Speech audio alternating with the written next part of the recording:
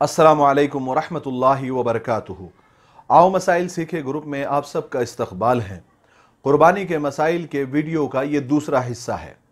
मोहतरम नाजरीन, कोई भी अमल कबूल होने के लिए नीयतों का दुरुस्त होना और रसूल पाक सल्लल्लाहु अलैहि वसल्लम का तरीक़ा होना और इखलास होना बेहद ज़रूरी होता है। अगर किसी पर कुर्बानी करना वाजिब है और वो ये चाहता है कि मेरी कुर्बानी सही तरीक़े से हो और अल्लाह के यहाँ मकबूल व मबरूर हो, तो उसे चाहिए कि वो कुर्बानी के मसाइल के इल्म को हासिल करे, अच्छी तरह से सुने, समझे और फिर उस पर अमल करे। एक बात याद रखे, हम हर अमल में शरीयत के पाबंद हैं और अल्लाह रसूल के कानून के पाबंद हैं। हम अपने मर्ज़ी के मालिक नहीं हैं। देखिए, अल्लाह के पास हमारी कुर्बानी का न गोश्त पहुँचता है, न खून पहुँचता है, न हड्डी पहुँचती है, न चमड़ा पहुँचता है। अगर कुछ पहुँचता है तो वो कुर्बानी करने वाले की नीयत होती है। अल्लाह तबारक व तआला खुद कुरान पाक में फरमाते हैं कि लन यनालुल्लाहु लुहूमुहा वला दिमाउहा वलाकिन यनालुहु तक़वा मिनकुम। हमारे पास न खून पहुँचता है, न गोश्त पहुँचता है, हमारे पास तो सिर्फ कुर्बानी करने वाले का तक़वा पहुँचता है, उसकी नीयत पहुँचती है, उसका इखलास पहुँचता है। अगर नीयत सही है और तरीक़ा सही है तो सवाब ही सवाब है, और अगर तरीक़ा गलत है और नीयत गलत है तो बजाय सवाब मिलने के लोग गुनाहों के मुस्तहिक हो जाते हैं। आइए हम मसाइल को समझते हैं। कुर्बानी 10 ज़िलहिज्जा की सुबह से लेकर 12वीं तारीख की शाम तक, यानी सूरज गुरूब होने तक कुर्बानी का वक्त होता है। इन दिनों में हम जब चाहे कुर्बानी कर सकते हैं, लेकिन पहले दिन कुर्बानी करना अफजल है। फिर 11वीं तारीख और 12वीं तारीख को भी कुर्बानी कर सकते हैं। इन जानवरों की कुर्बानी जायज़ है, तो उसका जवाब यह है बकरा, बकरी, दुम्बा, गाय, बैल, भैंस, भैंसा, ऊंट, ऊँटनी, इन सब की कुर्बानी जायज़ है।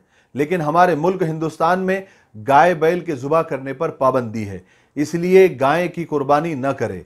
एक बात याद रखें, जिस मुल्क में हम रहते हैं वहाँ के कानून का एहतराम करना हमारे लिए तब तक ज़रूरी है जब तक कि वहाँ का कानून हमारी शरीयत से नहीं टकराता और उसका कोई दूसरा ऑप्शन मौजूद है। इसलिए कि गाय बैल का दूसरा ऑप्शन मौजूद है, ऊँट है, बकरा है, बकरी है, दुम्बा है और भैंस है, भैंसा है, तो हमें गाय की कुर्बानी हरगिज़ नहीं करनी चाहिए, एहतियात करना चाहिए।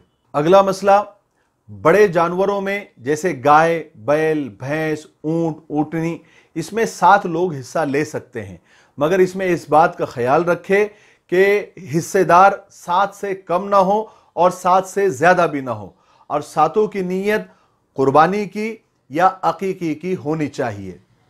अगला मसला, शहर में ईद की नमाज से पहले कुर्बानी दुरुस्त नहीं है। अगर किसी ने ईद से पहले जानवर ज़ुबा कर दिया तो ये गोश्त का जानवर हुआ, कुर्बानी का जानवर नहीं हुआ, इसलिए ये कुर्बानी नहीं कहलाएगी।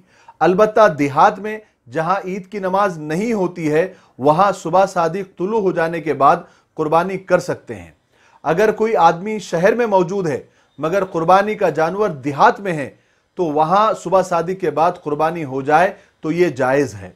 कुर्बानी के इन 3 दिनों में यानी 10, 11, 12 ज़िलहिज्जा को दिन और रात में भी कुर्बानी कर सकते हैं। बहुत सारे लोग ये समझते हैं कि रात में कुर्बानी करना जायज़ नहीं है।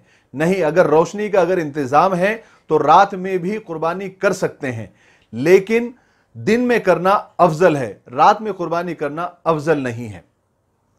जिस शख्स के ज़िम्मे कुर्बानी वाजिब है, अगर उसने इन दिनों में कुर्बानी नहीं की और बल्कि उतनी रकम सदका कर दी तो उसकी कुर्बानी अदा नहीं होगी और कुर्बानी नहीं करने की वजह से वो शख्स गुनहगार होगा। एक शख्स ने कुर्बानी का जानवर लिया था लेकिन किसी वजह से इन 3 दिनों में वो ज़ुबा नहीं कर सका, तो उस शख्स पर उस जानवर को सदका कर देना वाजिब है। ज़ुबा करके उसका गोश्त खाना जायज़ नहीं है। कुर्बानी का जानवर अपने हाथ से ज़ुबा करना मुस्तहब है, लेकिन जो शख्स कुर्बानी करना नहीं जानता या करना नहीं चाहता किसी वजह से, तो कम से कम उसके लिए कुर्बानी करने वाले के पास मौजूद रहना, अपनी नज़रों से देखना, ये बेहतर है, अफजल है।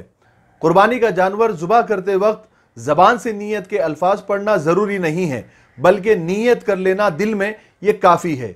और बाज़ दुआएं जो हदीस पाक में मनकूल है, अगर किसी को याद है तो उसका पढ़ लेना मुस्तहब है। कुर्बानी में नियाबत जायज़ है, यानी अगर जिस शख्स के ऊपर कुर्बानी वाजिब है, अगर उसकी इजाज़त से या हुक्म से दूसरा शख्स कुर्बानी कर दे तो पहले शख्स की कुर्बानी हो जाएगी। हाँ, लेकिन अगर किसी शख्स के हुक्म के बगैर या इजाज़त के बगैर कुर्बानी कर दी तो कुर्बानी सही नहीं होगी। इसी तरह किसी बड़े जानवर में किसी शख्स को उसके हुक्म के बगैर या उसकी इजाज़त के बगैर शरीक किया गया तो बाकी 6 लोगों की भी कुर्बानी सही नहीं होगी। बाप अपनी औलाद की कुर्बानी का जिम्मेदार नहीं है। अगर औलाद बालिग है, साहिब निसाब है, तो उन पर उनकी कुर्बानी अलहदा से वाजिब है। इसी तरह अगर कोई अपने मरहूमीन की तरफ से या मरहूम वालिदैन की तरफ से कुर्बानी करना चाहता है या दीगर बुजुर्गों की तरफ से या औलिया अल्लाह की तरफ से अगर कुर्बानी करना चाहता है तो ये माशाअल्लाह बेहतरीन अमल है। अगर अल्लाह ने वसअत दी है तो ज़रूर करना चाहिए। हमारे नबी पाक सल्लल्लाहु अलैहि वसल्लम के हम पर बेशुमार एहसानात है और हुकूक है। अगर अल्लाह ने आपको वसअत दी है, माल दी है, तो अल्लाह के रसूल सल्लल्लाहु अलैहि वसल्लम की तरफ से भी कुर्बानी कर देना ये बड़ा बेहतरीन अमल है, करना चाहिए। मगर याद रखें, अपनी वाजिब कुर्बानी भी लाजिम है, उसको छोड़ना जायज़ नहीं है। कोई अगर ये बोले कि मैंने अल्लाह के रसूल की तरफ से कुर्बानी कर दी या हमारे मरहूमीन की तरफ से कुर्बानी कर दी या फला बुजुर्ग की तरफ से कुर्बानी कर दी और अपनी वाजिब कुर्बानी छोड़ दी, तो ये जायज़ नहीं है। अपनी कुर्बानी करते हुए वो चाहे तो मरहूम की तरफ से कुर्बानी कर सकता है उनके इसाले सवाब के लिए, या बुजुर्गों की तरफ से कर सकता है, या रसूल पाक सल्लल्लाहु अलैहि वसल्लम के नाम से भी वो कुर्बानी कर सकता है। अल्लाह तबारक व तआला हमें अमल करने की तौफीक नसीब फरमाए। कुर्बानी के आइंदा के मसाइल इंशाअल्लाह आइंदा के हिस्से में बयान किए जाएंगे। तब तक के लिए अस्सलामु अलैकुम व रहमतुल्लाहि व बरकातुहू।